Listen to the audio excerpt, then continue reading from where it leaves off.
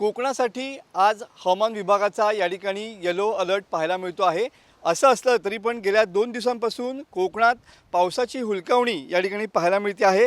Yellow alert असून देखील कालपासून कोकणात कुठेच या ठिकाणी पाऊस दिसत नाही आहे। मान्सून सक्रिय झाला तरी अनेक तालुक्यात दमदार पावसाची प्रतीक्षा आजही कायम असलेली पाहायला मिळते। काल आणि आज जिल्ह्यात अनेक ठिकाणी सकाळपासूनच या ठिकाणी कडक ऊन या ठिकाणी पाहायला मिळत आहे। मान्सून सुरू झाल्यानंतर सरासरी केवळ 2% पाऊस या ठिकाणी झालेला पाहायला मिळतो आहे।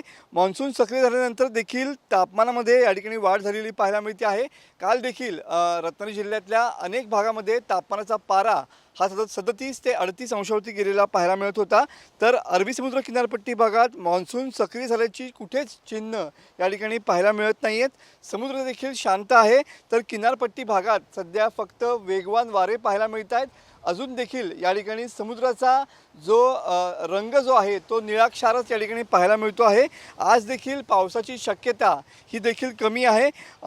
एकंदरीत जर बघितलं तर किनारपट्टी भागामध्ये मान्सून सक्रिय झाल्यानंतर एक वेगळं वातावरण असतं, मात्र हे वातावरण सध्या कुठेच अरबी समुद्र किनारपट्टी भागात दिसत नाही आहे। त्यामुळे कदाचित जूनमध्ये अपेक्षित असलेला जो पाऊस आहे तो या ठिकाणी लांबण्याची चिन्ह आहेत। आज हवामान विभागाने जरी येलो अलर्ट दिला असला तरी पण आज देखील पावसाची शक्यता कोकणात कमी पाहायला मिळते।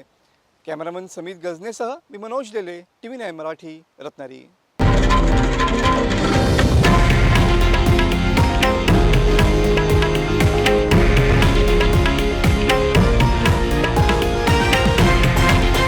हे आहे देशातील नंबर 1 न्यूज नेटवर्क आणि आपण पाहत आहात TV9 मराठी, एकमेव।